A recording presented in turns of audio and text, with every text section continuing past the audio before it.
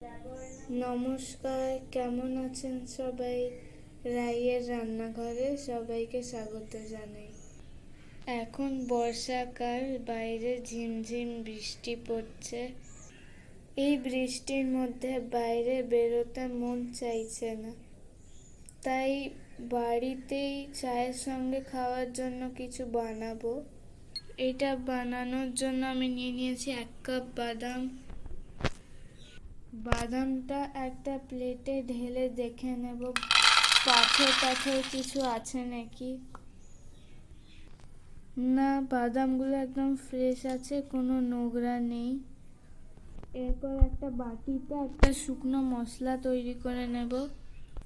মশলাটা তৈরি করার জন্য প্রথমে দিয়ে দেব বিট লবণ 1 চামচ।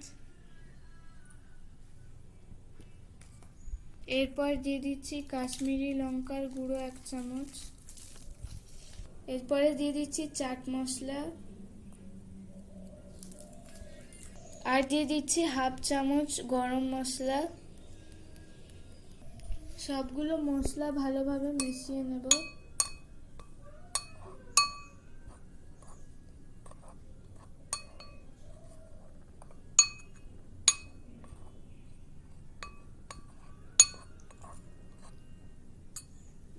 এরপর এই মশলাটা সাইডে রেখে দেব।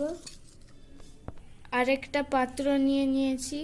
যেই কাপটায় বাদাম নিয়েছিলাম সেই কাপটার 3/4 কাপ বেসন দিয়ে দেব।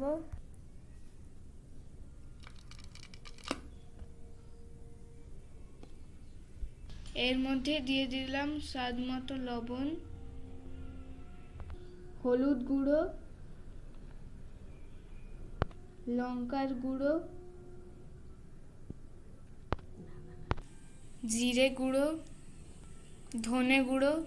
এরপর দিয়ে দেব এর মধ্যে লেবুর রস,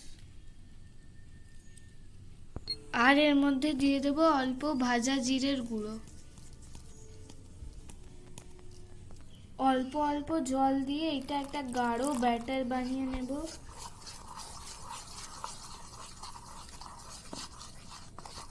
এর মধ্যে খাবার সোডা বা চালের গুঁড়ি কোনো কিছুই আমি ব্যবহার করব না।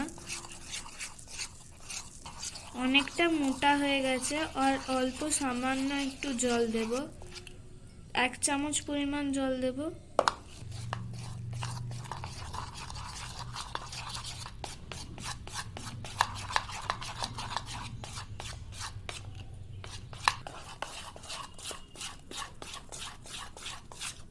এই দেখুন, এইরকম ঘনত্বের একটা ব্যাটার তৈরি করে নিতে হবে। এরপর এর মধ্যে বাদামগুলো দিয়ে কোট করে নেব।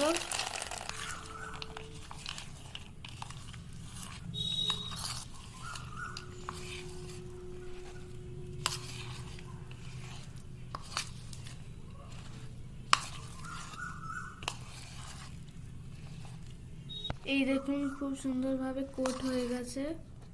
বেসন আর বাদামের পরিমাণটা ঠিকঠাক করে নিতে হবে, তাহলেই জিনিসটা ভালো হবে। প্রতিটা বাদাম বেসনের সঙ্গে কোট হয়ে গেছে। এরপর কড়াইতে তেল গরম করে নেব। আমি রিফাইন তেলে পকোড়াটা ভাজবো। একটু বেশি পরিমাণেই তেলটা দিতে হবে। রোজ রোজ বাদাম ভাজা খেতে আর ভালো লাগে না, তাই আজকে একটু কোট করে মশলা দিয়ে স্পাইসি করার চেষ্টা করছি। তেলটা গরম হয়েছে কিনা দেখে নিচ্ছি।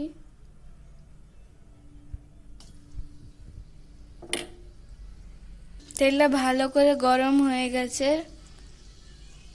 এরকম একটা একটা বাদাম দিয়ে ভাজা তো সম্ভব নয়। 1 চামচ পরিমাণ বাদাম তেলে দিয়ে তারপর খুন্তির পেছন দিকটা দিয়ে নেড়ে দিলে এক একটা বাদাম খুলে যাবে।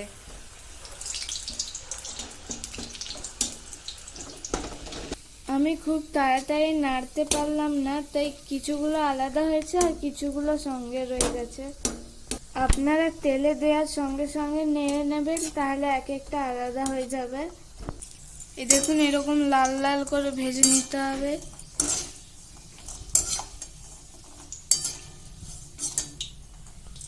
ভাজা হয়ে গেছে, তেল থেকে তুলে নিচ্ছি।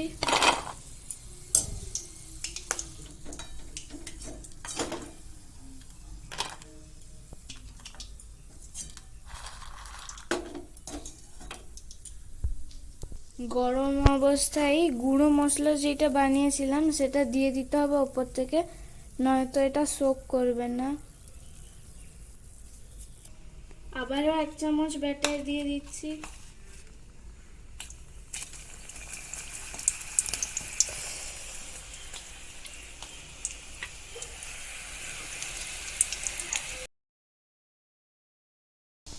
দেখুন কি সুন্দর ছেড়ে গেছে সবগুলো।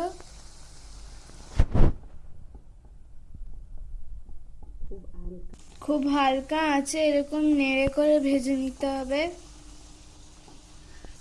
এই দেখুন কতটা ক্রিস্পি হয়েছে, আওয়াজটা থেকেই বোঝা যাচ্ছে কত ক্রিস্পি হয়েছে এটা খেতে। এই দেখুন এইভাবে লাল লাল করে বাকি সবগুলোও ভেজে নিয়েছি। এগুলোতে কিন্তু খুব একটা বেশি তেল লাগছে না।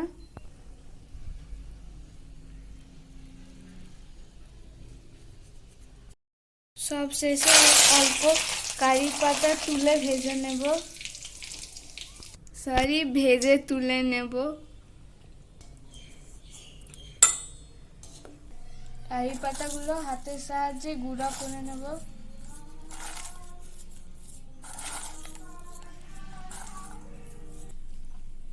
এই দেখুন কতটা ক্রিস্পি হয়েছে।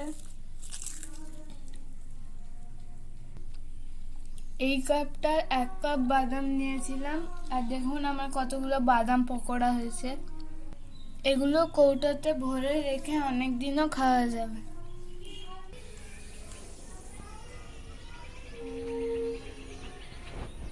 এরকম বৃষ্টি মুখর দিনে 1 কাপ চা আর কয়েকটা বাদাম পকোড়া দিয়ে বিকেলটা জমে যাবে। আশা করছি আজকের রেসিপিটা আপনাদের নতুন লাগবে। সবাই এই রেসিপিটা ট্রাই করুন। বাড়িতে খুব অল্প উপকরণ দিয়েই এই রেসিপিটা বানাতে পারবেন, খেতেও খুব সুন্দর হয়। যারা আমার চ্যানেলটি এখনও সাবস্ক্রাইব করেননি তাদের জন্য অনুরোধ রইল, আমার চ্যানেলটিকে সাবস্ক্রাইব করুন, আমার ভিডিওগুলো লাইক করুন আর শেয়ার করে দিন। আজকের ভিডিওটা এখানেই শেষ করছি। ধন্যবাদ।